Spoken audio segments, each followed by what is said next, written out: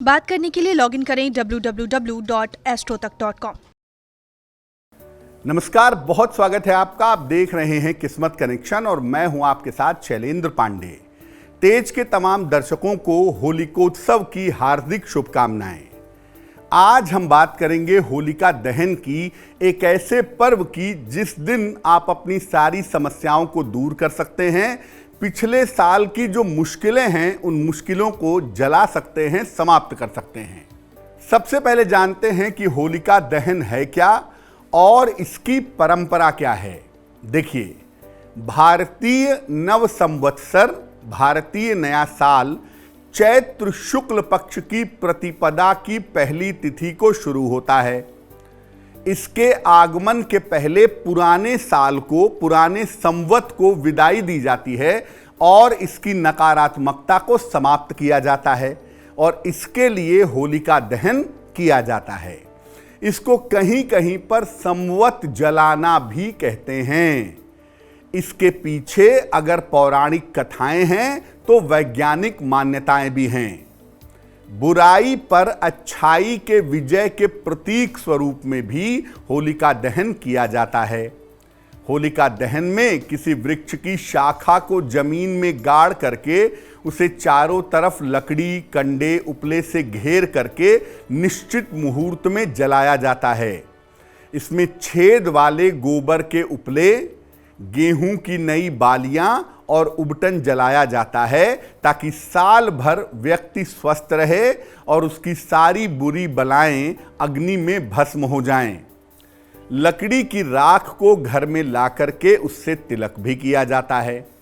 फाल्गुन शुक्ल पक्ष की पूर्णिमा के दिन, यानी जिस दिन होलिका जलती है, उस दिन चैतन्य महाप्रभु का जन्म भी हुआ था। उनको भगवान कृष्ण का अवतार माना जाता है।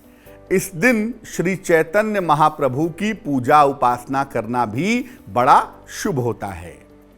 इस बार होलिका दहन का जो कार्यक्रम है वो 28 मार्च को किया जाएगा। अब ये जानते हैं कि होलिका दहन की विशेषता क्या है और होलिका दहन के लाभ क्या हैं। देखिए, होलिका दहन के दिन मन की तमाम समस्याओं का निवारण हो सकता है। रोग की समस्या, बीमारी की समस्या, विरोधियों की समस्या, इससे छुटकारा मिल सकता है और आर्थिक बाधाओं से, पैसे रुपए की समस्या से भी राहत मिल सकती है। अगर आप ईश्वर की कृपा पाना चाहते हैं तो इस दिन आसानी से प्राप्त कर सकते हैं। अलग अलग चीजों को अग्नि में डाल करके आप अपनी बाधाओं से मुक्ति पा सकते हैं। अब ये जानते हैं कि होलिका दहन वाले दिन क्या करें। होलिका दहन जब शुरू हो रहा हो तो वहां पे जाएं, अग्नि को प्रणाम करें, होलिका दहन के सामने जमीन पर जल डालें। इसके बाद अग्नि में गेहूं की बालियां, गोबर के उपले और काले तिल के दाने डालें। इसके बाद अग्नि की कम से कम 3 बार परिक्रमा करें और इसके बाद अग्नि को प्रणाम करके अपनी मनोकामनाएं कहें।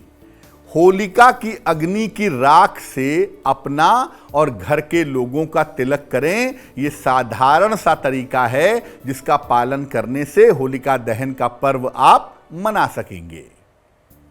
अब जानते हैं कि अपनी तमाम मनोकामनाओं को पूर्ण करने के लिए इस बार होलिका की अग्नि में क्या समर्पित करें, क्या डालें। देखिए, अगर आप चाहते हैं कि आने वाले साल में आपका स्वास्थ्य अच्छा रहे तो काले तिल के दाने डालिएगा। अगर आप चाहते हैं कि किसी बड़ी बीमारी से आपको छुटकारा मिले तो होलिका की अग्नि में हरी इलायची और कपूर डालिएगा।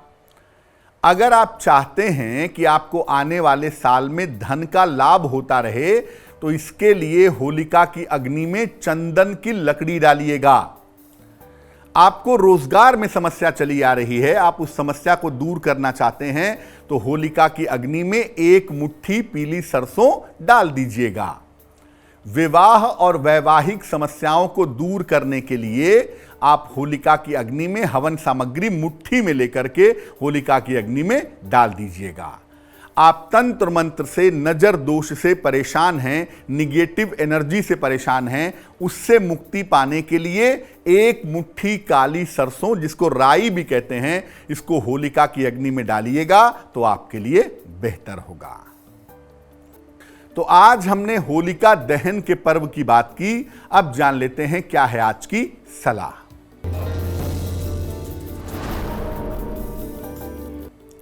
होलिका दहन हो जाने के बाद, जहां पर होलिका की लकड़ियां जली हैं, वहां ठंडे हो जाने के बाद थोड़ी सी राख वहां से ले आइएगा, रात के समय में ही ले आइएगा, और इसको किसी डबिया में, किसी डब्बे में सुरक्षित रख लीजिएगा। जब भी किसी महत्वपूर्ण कार्य से जाना हो, इस राख को अपने मस्तक पर या कंठ पर तिलक लगा करके इस राख का जाइएगा। आपको आपके कार्य में सफलता निश्चित रूप से प्राप्त होगी।